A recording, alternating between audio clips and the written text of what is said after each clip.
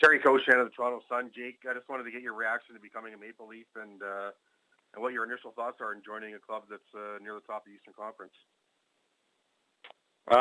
Yeah, I was a little shocked to get the phone call.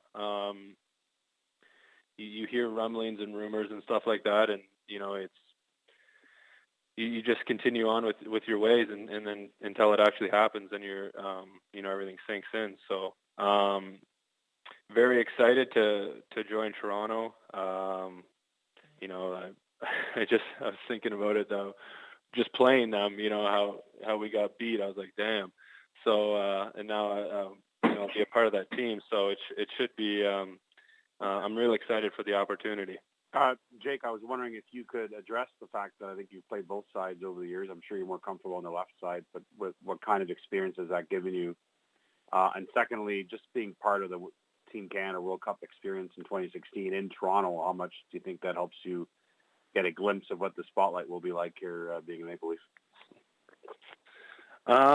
Yeah, I've played a little bit of the right and more so my career on the left. But I'd be fine either way, I think. There's good enough D back there where we can figure something out.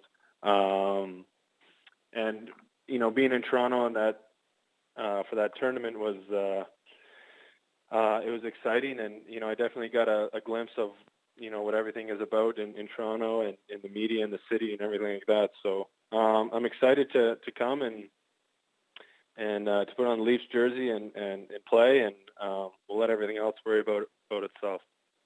A quick question to Jake. Jake, I recall a few years ago talking to you and your memories playing road hockey, growing up in Woodstock in ages 6, 7, and the Doug Gilmour Leafs. If you could reflect back on that and just how much they were role models to you as a young man growing up. Yeah, obviously growing up in Ontario, everyone was a Leafs fan, and I was included. Playing hockey at a young age, we looked up to with Doug Gilmour, Wendell Clark. We were all Felix Potvin and net.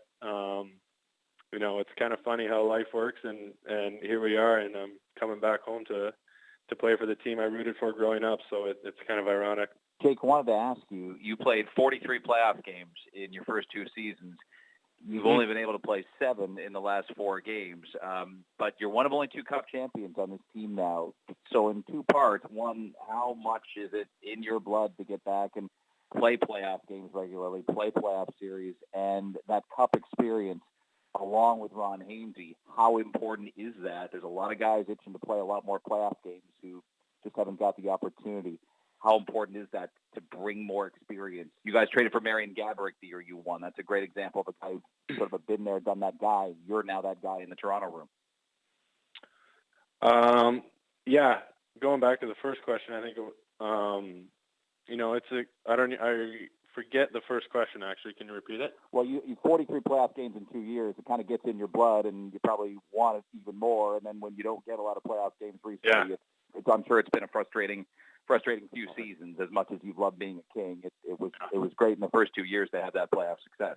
Yeah, and that's why we play is to get to the playoffs and have a chance at winning the Stanley Cup. And I was fortunate enough early in my career to have that opportunity and to be be brought in on a good team and kind of thrown into the fire a little bit early in my career, and the last few years it's kind of been a battle and a struggle.